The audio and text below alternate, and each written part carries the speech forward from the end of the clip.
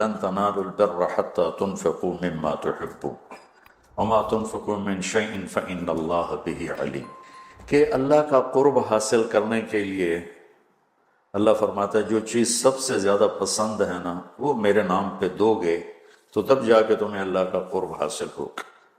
کہ محبت کے مقام تک پہنچنے کے لیے اپنی مرغوبات کو قربان کرنا پڑتا ہے، اور سب سے زیادہ انسان کو جو محبوب ہے وہ پیسہ ہے، کہ اس کے پورے قرآن میں بے اموالکم و انفسکم، بے اموالکم و انفسکم، کہ اللہ کو پاؤ، اللہ کے دین کے لیے محنت کوشش کرو، اپنے مال اپنی جان، مال کا ذکر پہلے ہے اور جان کا ذکر بعد میں ہے، کہ حالانکہ جان قیمتی ہے مال سے، لیکن مال کو مقدم اس لیے کیا ہے کہ لوگ مال پر اپنی جانیں قربان کر دیتے ہیں۔ تو جب آدمی مال قربان کرتا ہے تو پھر جس جہاں مال لگتا ہے دل بھی وہاں چلا جاتا ہے۔ ایک صحابی آیا، یا رسول اللہ مجھے موت سے ڈر لگتا ہے۔ آپ نے فرمایا تیرے پاس کوئی پیسے ہیں؟ کہ جی ہیں۔ کہا وہ اللہ کے نام پہ خرچ کر دے، موت کا ڈر نکل جائے گا، کہ جہاں آدمی کا مال جاتا ہے وہیں اس کا دل بھی چلا جاتا ہے۔ امام زین العابدین علیہ السلام کی خدمت میں کوئی آتا تھا سائل، تو کہتے اللہ تیرا شکر ہے، تو نے میرا سامان میرے گھر پہنچانے کے لیے سواری بھیج دی۔ سمجھو ان کی بات؟ یا اللہ تیرا شکر ہے تو نے میرا سامان میرے گھر پہنچانے کے لیے سواری بھیج دی، کہ جو میں اس کو دوں گا وہ تجھے دینا ہے، اور جو تجھے دوں گا وہ جنت میں میرے لیے جمع ہو جائے گا، اور اصل گھر ہمارا جنت ہے، دنیا نہیں ہے۔ تو کہتے تھے یا اللہ تیرا شکر ہے کہ تو نے میرے گھر کا سامان میرے گھر پہنچانے کا سامان پیدا کرتا۔ تو بچو اللہ سے سخاوت مانگو۔ موسیٰ علیہ السلام نے پوچھا کہ اللہ تیرے ناراض ہونے کی نشانی کیا ہے؟ تو اللہ تعالیٰ نے فرمایا موسیٰ جب تو دیکھے بارش بے موسم ہے اور پیسہ بخیلوں کے پاس ہے اور حکومت نادانوں کے پاس ہے تو سمجھو میں ناراض ہو چکا ہوں۔ جب بارشیں بے موقع ہوں، پیسہ بخیلوں کے پاس ہو جو نہ خود خرچ کریں نہ کسی اور پہ خرچ کریں، اور حکومت بے وقوفوں کے پاس ہو تو میں ناراض ہوں۔ کہ اللہ جب تو راضی ہو پھر جب تو دیکھے بارشیں موقع پر ہو رہی ہیں، پیسہ سخیوں کے پاس ہے، حکومت سمجھداروں کے پاس ہے، تو سمجھ لے کہ میں لوگوں سے راضی ہوں اور ان سے میں خوش ہوں۔ آج پیسہ بخیلوں کے پاس، سخی بہت تھوڑے ہیں جن کے پاس پیسہ، ورنہ سب بخیلوں کے پاس، جو بالکل کالا سیاہ سپ بن کے اتنے بیٹھے کہ نہیں خرچ کرنا۔ اور ایک کم وقت ہوتا ہے، وہ بخیل کا بھی پیو ہوتا ہے، وہ شحیح ہوتا ہے۔ بخیل تو اوروں پہ خرچ نہیں کرتا، اپنے اوپر پھر بھی کر لیتا۔ ایک شحیح ہوتا ہے کہ نہ اپنے اوپر خرچ کرنا نہ کسی اور پہ خرچ کرنا، بس گن گن کے خوش ہو کے مر جانا۔ کروڑ ہو گیا، 2 ہو گیا، 100 ہو گیا، 100 ارب ہو گیا، ارب ہو گیا، ملین ہو گیا، ٹریلین ہو گیا، اور بڑی بڈھے ہر شے چھڑ کے مر جانا۔ پچھلے اولاد پتہ نہیں نصیب ہے کہ نہیں ہے۔ نصیب یہاں لکھا ہوتا ہے، ماں باپ نصیب نہیں بناتے، نصیب یہاں لکھا ہوتا ہے۔ تو اللہ کو بخل سے نفرت ہے اور سخاوت اللہ کو پسند ہے، اس لیے اللہ نے ادنا درجہ رکھا سخاوت، زکوٰۃ، بھائی کم از کم 2.5% دے دو۔ یہ جو بارڈر ہوتے ہیں نا، بارڈر، تو یہ پاکستانی بارڈر ہے، یہ انڈین بارڈر ہے، یہ والی جگہ جو ہوتی ہے نا یہ مشترکہ ہوتی ہے، تو ادھر سے وہ ادھر آ گیا ہے، پاکستان سے وہ نکل چکا ہے، انڈیا میں داخل نہیں ہوا ہے۔ اس بیچ کا جو ٹکڑا ہوتا ہے، تو جو آدمی زکوٰۃ دیتا ہے وہ بخیلوں سے نکل آتا ہے اور سخیوں میں شامل نہیں ہوتا، ابھی وہ راستے میں ہے۔ اگر وہ 2,500 پہ 1 روپیہ بھی اوپر کر دے تو سخیوں کے بارڈر میں داخل ہو جائے گا۔ یہ پھر آگے سخاوت کی کوئی حد کوئی نہیں، لیکن جب تک وہ زکوٰۃ دینے والا کوئی سخی داتا نہیں بن گیا، بخل سے نکل گیا، درمیان میں، جیسے مرد عورتوں کے درمیان ایک مخلوق ہے نا، نوشیروان کا پوتا تھا خسرو، جس نے اللہ کے نبی کا خط پڑھا، اس کے پاس آیا ایک مچھیرا مچھلی لے کر، اس کو اتنی پسند آئی، انہوں نے کہا 4000 دینار اس کو دے۔ 4000 دینار 80 کروڑ روپیہ بنتا ہے۔ تو اس کی بیوی نے اس کے کان میں کہا یہ کیا کیا؟ کیا کیا؟ کہ ایک مچھلی پہ 4000 دینار دے دیا ہے تو خزانہ خالی کرو۔ اتنے بے وقوف۔ اس کی بیوی کا نام تھا شیریں۔ نے کہا تو کیا کرنا؟ میں تو بادشاہ ہوں، اس کو واپس بلاؤ، اس سے پوچھو یہ مچھلی نر ہے یا مادہ؟ وہ کہے گا نر ہے، تم کہنا واپس لو، ہمیں مادہ چاہیے تھی، پیسے دے دو۔ وہ کہے گا مادہ ہے، تم کہنا ٹھیک ہے واپس لے لو، ہمیں نر چاہیے تھا، ہمارے پیسے ہمیں دے دو۔ ٹھیک ہے، تو اس کو بلایا، ہاں بھائی یہ مچھلی نر ہے یا مادہ؟ کہ حضور یہ ہیجڑا ہے، یہ نر ہے نہ مادہ۔ تو بادشاہ نے کہا 4000 اور دے۔ وہ تو بیگم اس کی اور غصے میں ہو گئی لال پیلی، جب وہ 8000 دینار لے کے چلا تو ایک دینار گر گیا، اس نے وہ بھی اٹھا لی۔ اس نے بیوی نے کہا دیکھو کتنا بے غیرت ہے، آپ نے اس کو اتنے پیسے دیے ہیں کہ ساری اس کی اگلی نسلیں کھائیں گی، اور ایک گرا ہے وہ بھی نہیں چھوڑا، وہ بھی اٹھا لیا ہے، یہ بہت بخیل آدمی، اس سے سارے پیسے واپس لو۔ اس نے پھر اس کو بلا لی، ابھی ہم نے تمہیں اتنا دے دیا تھا، ایک دینار اگر گر گیا تھا تو کیا تھا، کیوں اٹھایا؟ کہ حضور اس پہ آپ کے نام کی مہر ہے، کسی کا پاؤں پڑ جاتا تو بے ادبی ہوتی، تو میں نے اٹھا لیا۔ انہوں نے کہا 4000 اور دے دو۔ مولوی عام طور پہ فقیر لوگ ہوتے، عام طور ان کے پاس ہوتا ہی نہیں کہ سخاوت کریں، لیکن سخاوت پیسے سے نہیں ہوتی، دل سے ہوتی۔ اللہ سے سخاوت مانگو کہ اللہ تمہیں سخی بنائے۔ عورتوں سے بھی کہتا ہوں، مردوں سے بھی کہتا ہوں، اللہ کے نام پہ خرچ کرنے کی عادت ڈالو۔ 100 میں 20 نمازی مل جاتے ہیں، لیکن 100 زکوٰۃ والے اکٹھے کروں نا تو ایک بھی زکوٰۃ دینے والا نہیں۔ کوئی 10,000 میں ایک آدمی ملتا ہے جو زکوٰۃ دیتا ہے، ورنہ نہیں دیتے۔ دل کے دروازے بند ہیں، اور اس وقت تک کوئی اللہ کا تعلق حاصل کر نہیں سکتا جب تک اپنی محبوب چیز کو اللہ پہ قربان نہ کرے، اور وہ ہے سخاوت، اور وہ ہے پیسہ۔ اللہ تعالیٰ نے آپ نے فرمایا اللہ الاجود الاجود وانا اجود ولد آدم۔ آپ نے کہا دیکھو بھائی سب سے بڑا سخی اللہ ہے، اور پھر اللہ کے بعد سب سے بڑا سخی تمہارا نبی ہے، وانا اجود ولد آدم، میں سب سے بڑا سخی ہوں۔ اور آپ کا خاندان سخاوت میں ضرب المثل ہے، ضرب المثل۔ ایک دفعہ ایک حامی تھا بنو امیہ کا، اور ایک حامی تھا اہل بیت کا۔ دونوں نے کہا چلو بھائی مدینے میں دیکھتے ہیں کون بڑا سخی۔ بنو امیہ کا حامی کہنے لگا بنو امیہ بڑے سخی، اہل بیت کا حامی کہنے لگا اہل بیت بڑے سخی۔ اچھا چلو چل کے امتحان لیتے ہیں۔ تو بنو امیہ کا جو حامی تھا وہ گیا ایک اموی سردار کے پاس کہ وہ غریب ہوں کچھ پیسے سے، اس نے 10,000 دے دی۔ پھر دوسرے کے پاس گیا، اس نے 10,000 دے دی۔ پھر تیسرے کے پاس 10 سرداروں کے پاس گیا، ہر ایک نے 10,000 دے دی۔ ان کے تو نام کہیں نہیں لکھے ہوئے۔ یہ جو اہل بیت والا تھا یہ گیا عبداللہ بن جعفر کے پاس، ضرورت مندوں نے 1 لاکھ دے دیا۔ پھر گیا عبید اللہ بن عباس کے پاس، انہوں نے 1 لاکھ دے دیا۔ پھر گیا وہ حسنین میں سے کسی ایک بھائی کے پاس، جب بڑے یا چھوٹے، انہوں نے 1 لاکھ دے دیا۔ جب دونوں کٹھے ہوئے تو یہ 3 لاکھ لایا، وہ 1 لاکھ، وہ 1 لاکھ 10 سے لے کر آیا، یہ 3 لاکھ 3 سے لے کر آیا۔ تو پھر وہ کہنے لگا ہاں بھئی اہل بیت بڑے سخی ہیں، چلو واپس کرتے ہیں۔ تو وہ جو اموی خاندان سے عقیدت رکھتا تھا اس نے جا کر کہا جی ہم تو ایسے ہی ضرورت مند نہیں تھے، ویسے ہی ہم ایک امتحان لے رہے تھے، تو آپ برائے مہربانی اپنے پیسے واپس لے لیں۔ انہوں نے کہا ٹھیک ہے، 10 کے 10 نے پیسے واپس لے لیے۔ اب یہ گیا اہل بیت والا عبداللہ بن جعفر کے پاس، پھر عبید اللہ بن عباس کے پاس، یہ حسنین میں سے کسی ایک کے پاس۔ تو تینوں نے فرمایا کہ اہل بیت کے گھر سے جب کوئی چیز نکل جاتی ہے تو واپس نہیں آتی، جاؤ تمہیں ہدیہ ہے، تمہیں ہدیہ۔ اللہ اعلم حیث یجعل رسالتہ، اللہ کو پتہ ہے کہ اس نے رسالت کہاں رکھنی اور کہاں سے چننی ہے۔ اللہ کو سخی بن کے دکھا۔ بخیل سے اللہ دوستی نہیں لگاتا، اور سخی سے اللہ دوستی نہیں توڑتا، چاہے وہ فاسق ہی کیوں نہ ہو۔ اور شیطان کہتا ہے مجھے بخیل سے کوئی ڈر نہیں ہے، چاہے تو راتوں کو تہجد پڑے دن میں روزے رکھے، کہ اس کا بخل ایک دن اسے جہنم میں لے جائے گا۔ اور سخی سے ہر وقت ڈرتا رہتا ہوں کہ پتہ نہیں کب اس کی سخاوت اس کو جنت میں پہنچاتی۔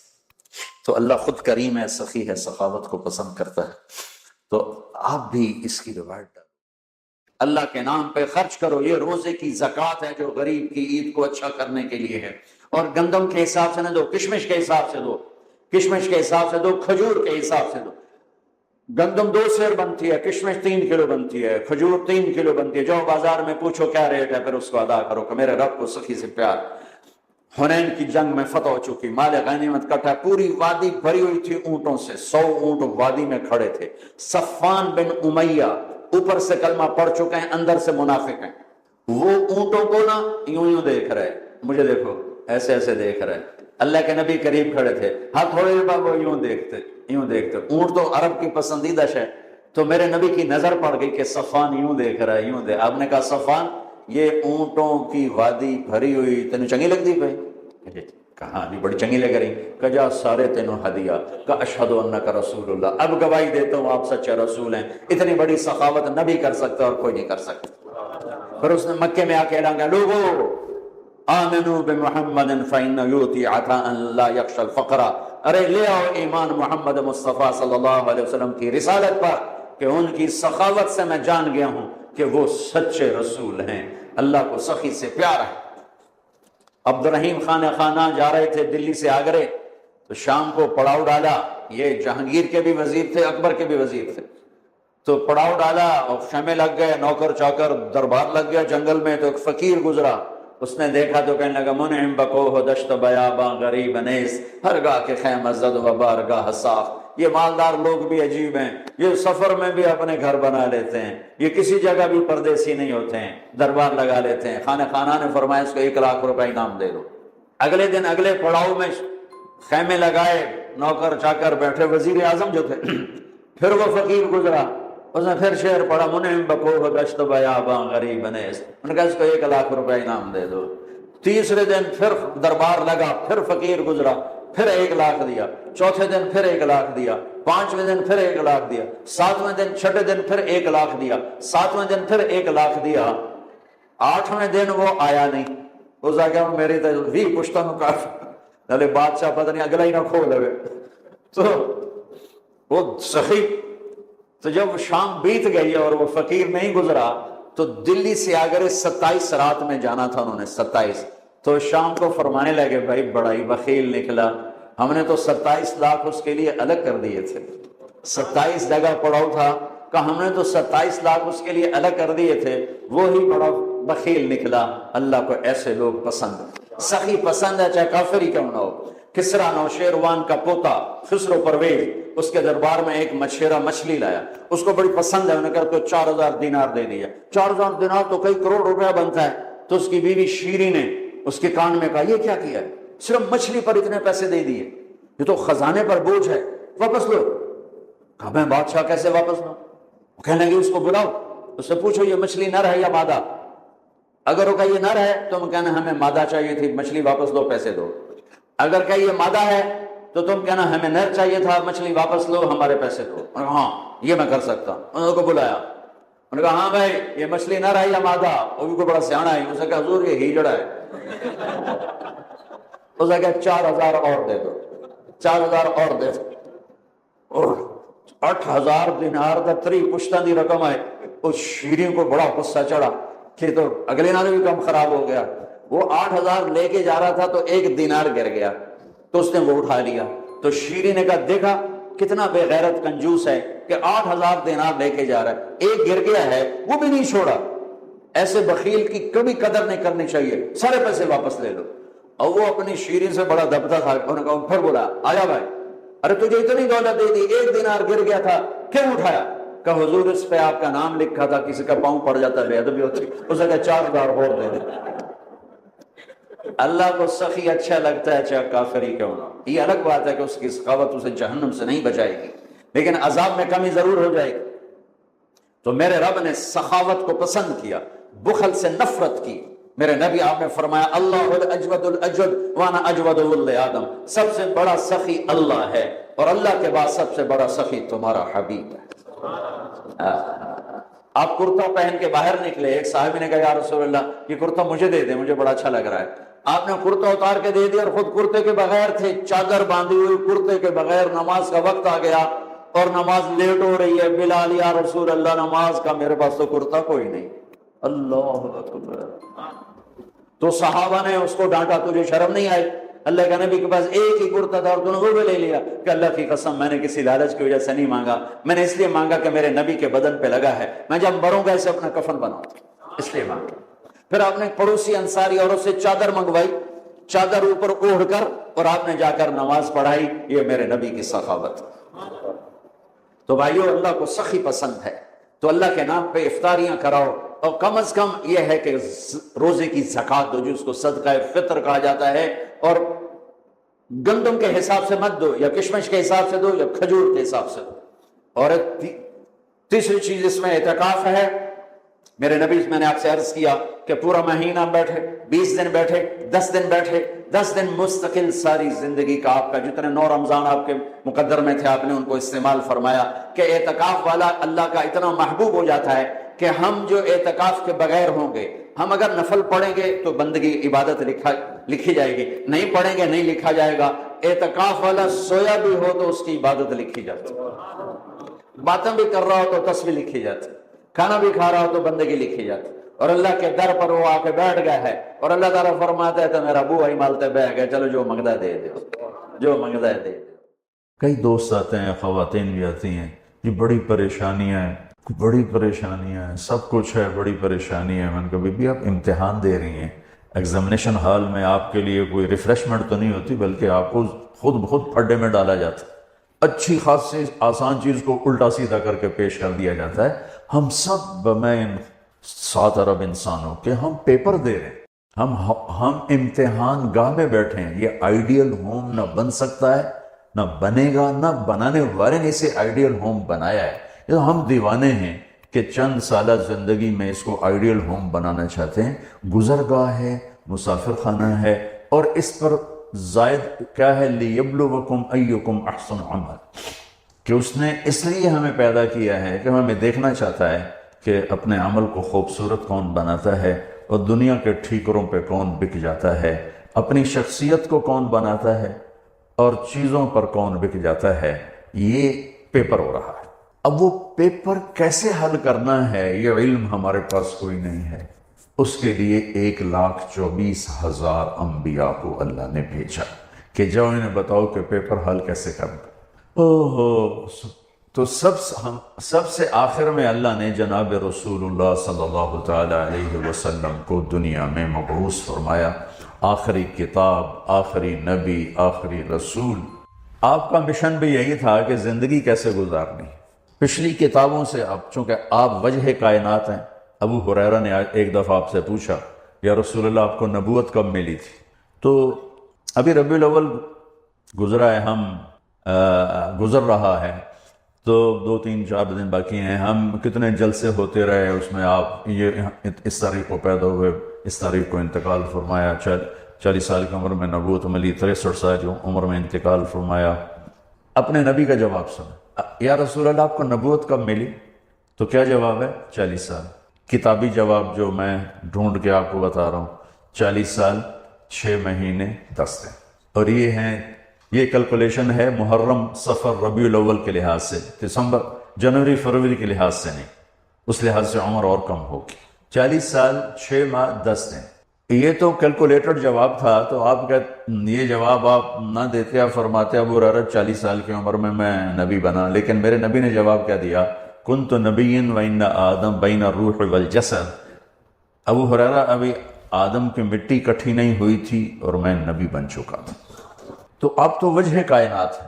آدم علیہ السلام اور اماں حوا کا اللہ نے نکاح فرمایا، تو کہا آدم مہر ادا کرو اپنی بیگم کا۔ کہنے کہ جی کیا ادا کرو؟ تو نکاح تو جنت میں ہو رہا ہے، جنت سونے چاندی سے بھری پڑی ہے۔ اللہ کہتا تھا اتنا زیور ڈال دو، اتنا سونا دے دو۔ میرے اللہ نے کہا آدم آپ کی نسل میں میرے آخری نبی آئیں گے، ان پہ ایک درود پڑھ دے، بس یہی مہر ہے، یہی مہر ہے۔ تو اس سے اور تھوڑا پیچھے چلے جائیں۔ میرے نبی نے فرمایا کہ اللہ تعالیٰ نے پیدائش کائنات، پیدائش آدم نہیں، پیدائش آدم تو وہ تھوڑی عمر ہے، پیدائش کائنات کو 25-30 ارب سال ہو چکے ہیں۔ پیدائش کائنات سے 1000 سال پہلے اللہ تعالیٰ نے سورہ یاسین کی تلاوت فرمائی۔ ایک حدیث اور جوڑوں ساتھ، میرے نبی نے فرمایا ان لی عند اللہ عشرۃ اسماء، میرے اللہ نے 10 نام رکھے، میں محمد، احمد، ماحی، حاشر، عاقب، فاتح، خاتم، ابو القاسم، طٰہٰ، یاسین۔ یہ آپ نے ایک ہی روایت میں، ایک حدیث میں آپ نے اپنے 10 نام بتائے۔ ویسے تو آپ کے صفات کے ساتھ آپ کے صفاتی نام بھی بے شمار ہیں۔ جب قرآن میں چلے جائیں تو شاہد، مبشر، نذیر، داعی اللہ، سراجا منیرا، مدثر، مزمل، عزیز، رحیم، رؤوف، رحیم، حریص، عزیز، یہ سارے میرے نبی کے خوبصورت نام ہیں جو اللہ نے قرآن میں بھی پیش کیے، حدیث میں بھی ہمیں نظر آتے۔ اس میں ایک نام ہے آخری یاسین، کیا ہے بولیں؟ اب سنیں، میرے نبی نے فرمایا اللہ نے کائنات کو پیدا کرنے سے 1000 سال پہلے سورہ یاسین کی تلاوت فرمائی۔ سورہ یاسین، سورہ یاسین کو قرآن کا دل کہا جاتا ہے، صرف پہلی 3 آیات کی وجہ سے قرآن کا دل ہے، باقی مضامین تو وہی ہیں جو پورے قرآن میں ہیں، لیکن پہلے 2-3 جملے وہ ہیں جو پورے قرآن میں دہرائے نہیں گئے۔ یاسین، اب آپ اپنے نبی کا نام ذہن میں رکھیں، میرا اللہ کہہ رہا ہے یاسین، اور یہ تلاوت ہو رہی ہے پیدائش کائنات سے 1000 سال پہلے۔ ہمارے بھاگ جاگے کہ ہمیں اللہ نے جناب رسول اللہ صلی اللہ علیہ وسلم کی امت میں پیدا فرما دیا، تو اس نے اپنے علم کامل کے ساتھ انبیاء کا سلسلہ جاری فرمایا، صرف اس ایک لِيَبْلُوَكُمْ أَيُّكُمْ أَحْسَنُ عَمَلًا، کہ تم میں اپنے عمل کو خوبصورت کون بناتا ہے اور تم میں کون اپنے عمل کو بدصورت بناتا ہے۔ اس نقطے کا علم انسان کے پاس نہیں ہے، اس نقطے کا علم انسان کے پاس نہیں ہے۔ استعداد موجود ہے، فَأَلْهَمَهَا فُجُورَهَا وَتَقْوَاهَا، تیرے اندر برائی کی پہچان بھی ڈال دی، برائی کا راستہ بھی تیرے اندر ڈال دیا اور اچھائی کا بھی۔